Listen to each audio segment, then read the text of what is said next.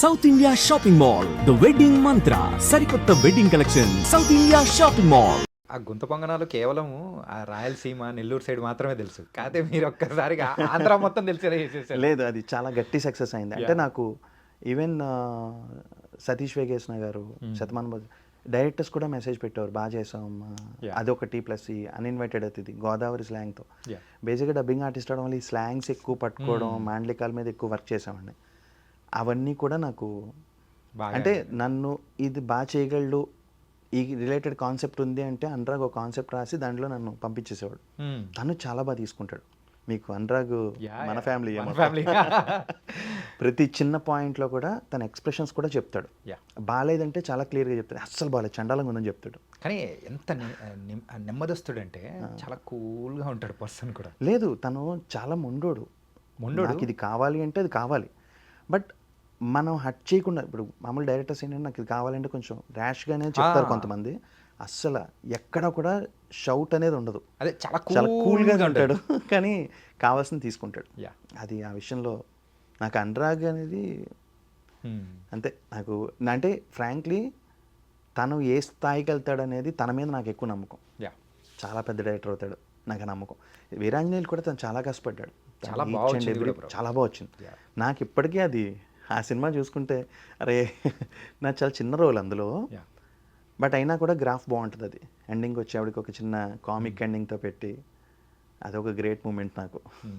మీ లైఫ్లో ఒక 2 turning points, ఒకటి వచ్చి సలారు, ఇంకొకటి వచ్చి ఇప్పుడు వచ్చిన అనగనగా. సో దీని తర్వాత సో మీకు వచ్చే క్యారెక్టర్స్ కానీ, మీ పర్సెప్షన్ కానీ, ఇండస్ట్రీ మిమ్మల్ని చూసే విధానం కానీ ఎలా మారిపోయింది అంటారు?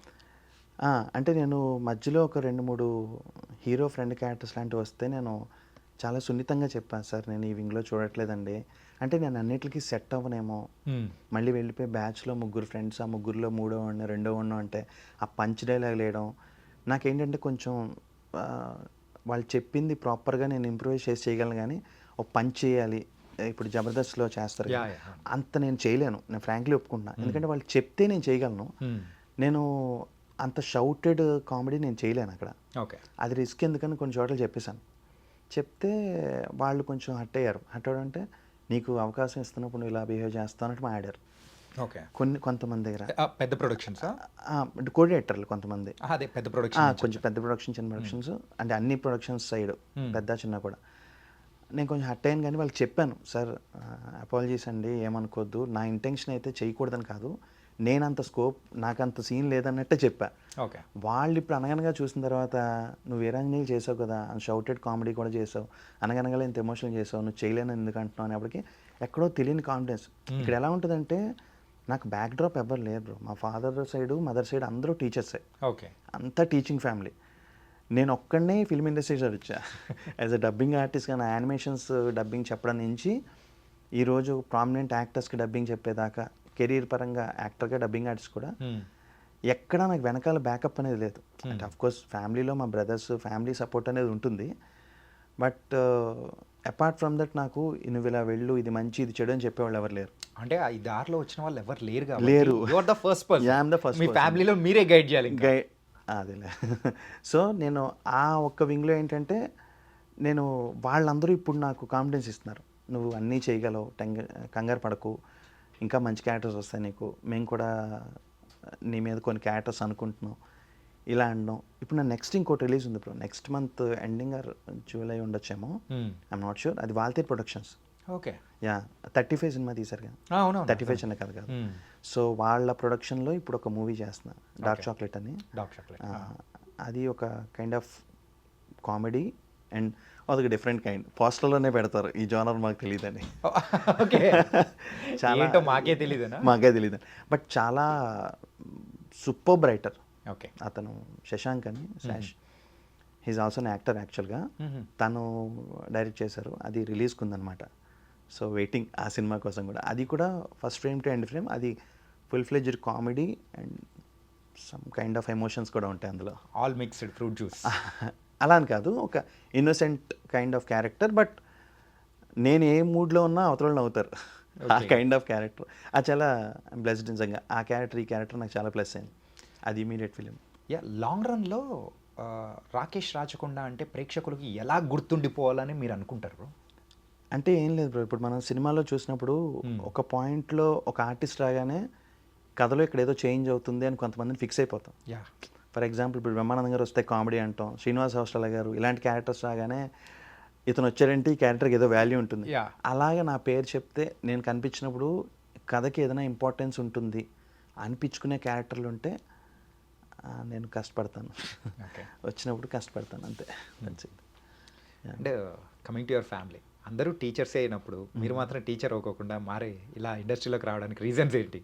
అంటే ఫేట్ బ్రో, అది చెప్పలేము. అది దానికి రీజన్ ఉంటుంది. అంటే ఒక విషయంలో మనం ఒక దాన్ని చూసి మనం అట్రాక్ట్ అయ్యాము, ప్యాషన్ చూపించాము అంటే అది మనం మొదలు ఎక్కడనేది మర్చిపోతాం.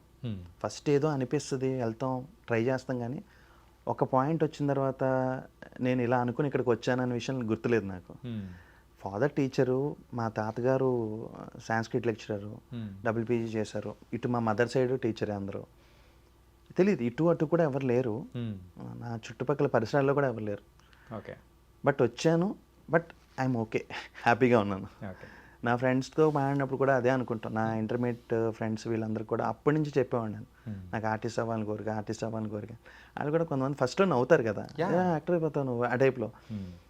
తర్వాత ఇప్పుడు వాళ్ళు చూసి అరే నువ్వు అప్పుడే అనేవాడివిరా, మాతో బాగా చేస్తున్నావు అంటే ఎక్కడో తెలియదు. ఎందుకంటే బయట వాళ్ళ ఎప్రిసియేషన్స్ వేరు, మన సొంత మనుషులోనే ఫ్రెండ్స్ ఫ్యామిలీ మెంబర్స్ ఎప్రిసియేషన్స్ వేరు. నాకు ఇప్పుడు మా ఫ్యామిలీ నుంచి వచ్చినా కూడా ఏడిపించేసాం అసలు ఇలాంటి మాటలు అంటున్నప్పుడు, ఓ నేను పెర్ఫామ్ చేశాను, కష్టపడ్డాను, నాది ప్రతిఫలం దొరికింది అనే ఫీలింగ్ కలిగింది అనమాట. ఇండస్ట్రీ పరంగా అయితే so you got an a great run going on.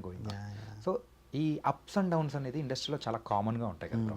So ఎప్పుడైనా కానీ మీరు డౌన్ అయిపోయిన సందర్భంలో కానీ, అలాంటి సందర్భంలో ఈ డబ్బింగ్ అనేది మిమ్మల్ని కాపాడింది అనుకోవచ్చా, యాజ్ అ ఫైనాన్షియల్ వైజ్ కానీ ఎవ్రీథింగ్ ఇన్ అదర్ ఆస్పెక్ట్స్? నేను ఫస్ట్ నుంచి డబ్బింగ్ అనేది నాది సైడ్ ఇన్కమ్ సోర్స్, ఇది వృత్తి అది ప్రవృత్తి అన్నట్టు పెట్టుకున్నా.